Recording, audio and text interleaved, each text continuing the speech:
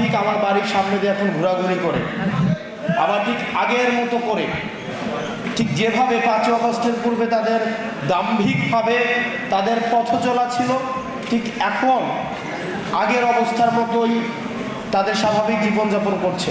ঠিক 5ই আগস্টের পূর্বের আওয়ামী লীগ যেভাবে স্বাভাবিক অবস্থায় জীবনযাপন করত, এখন এসেও স্বাভাবিক অবস্থায় জীবনযাপন করে।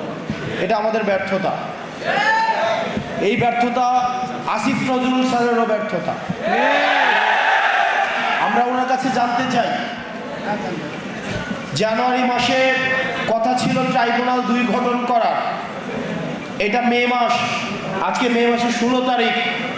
আমরা স্পষ্টভাবে আপনার কাছে উত্তর চাই, কেন মে মাসের 16 তারিখ হয়ে যাওয়ার পরেও দ্বিতীয় ট্রাইব্যুনাল গঠন হওয়ার কথা থাকলেও এখনো পর্যন্ত গঠন হয় নাই? আমরা আপনার কাছে জানতে চাই, কারা এই হত্যাকাণ্ডের সাথে জড়িত যে আসামিরা রয়েছে, তারা যখন কোর্টে যায় কোন কোন বিচারক তাদেরকে জামিন দিয়ে দেয়, কারা তারা, এবং এসবের পিছনে কাদের ইন্ধন রয়েছে, সেগুলোকে আপনি আমাদের সামনে প্রকাশ করুন।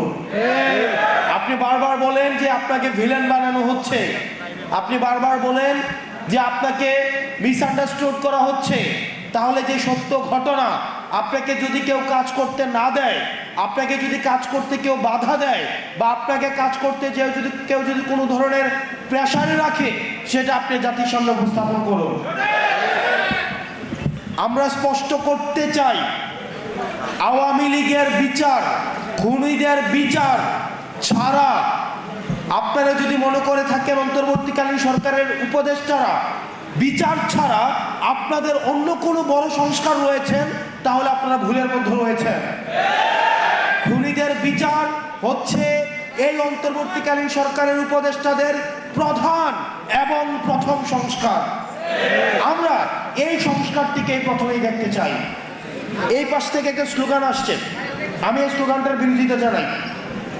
নির্বাচন না সংস্কার, এই স্লোগানটা সমস্যাজনক স্লোগান। কারণ এই স্লোগানের মধ্য দিয়ে মনে হয় যে আমরা হয় নির্বাচন চাই, না হয় সংস্কার চাই। বিষয়টা এমন না, আমরা দুইটাই চাই।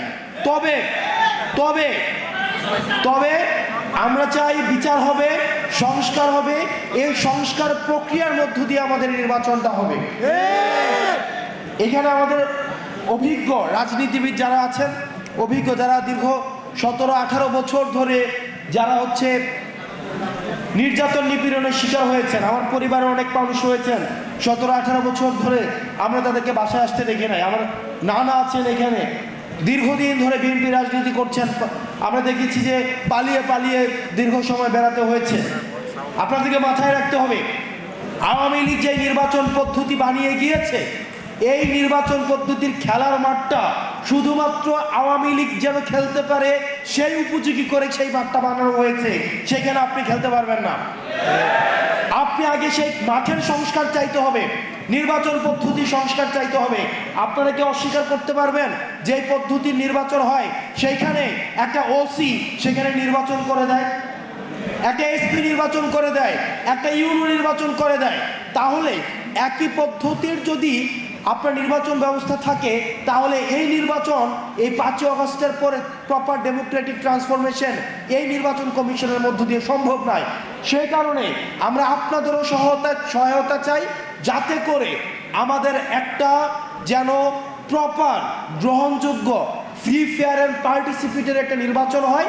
সেটার জন্য নির্বাচন কমিশনের সংস্কার নিয়েও আপনারা কথা বলেন। দুঃখজনক বিষয়, আপনারা জানবেন নির্বাচন কমিশন থেকে বলা হয়েছে, আমরা আমাদের থেকে একটা প্রস্তাবনা দিয়েছিলাম, যারা ফেরারি আসামি আছে, যারা গণহত্যার আসামি আছে, তারা যদি নির্বাচনে অংশগ্রহণ করতে চায়, তাহলে তারা সশরীরে এসে তারা হচ্ছে পেপার সাবমিট করতে হবে। আপনারা জানেন নির্বাচন কমিশন সেটার বিরোধিতা জানিয়েছে। আমরা নির্বাচন কমিশনের কাছে জানতে চাই যে আপনারা কাদের পারপাস সার্ভ করছেন। দূষণরা যদি নির্বাচনে অংশগ্রহণ করতে চায়, তারা সশরীরে এসে তাহলে নির্বাচন কমিশনে তাদের পেপার সাবমিট করতে হবে। এটাতে সমস্যা কোথায়? এটাতে সমস্যা কোথায়? আমরা চাই এই কাঠামো পরিবর্তনের মধ্য দিয়ে আমরা চাই আসিফ নজরুল স্যার থেকে শুরু করে, স্যার আমরা আপনার উপরে ভরসা রেখেছি। আপনি দীর্ঘ সময় ভোকাল ছিলেন, শিক্ষার্থীদের পাশে ছিলেন। আমরা বিশ্বাস করতে চাই আপনি শিক্ষার্থীদের আস্থা, আশা, আকাঙ্ক্ষার আপনি হচ্ছেন যথাযথ মর্যাদা দিবেন।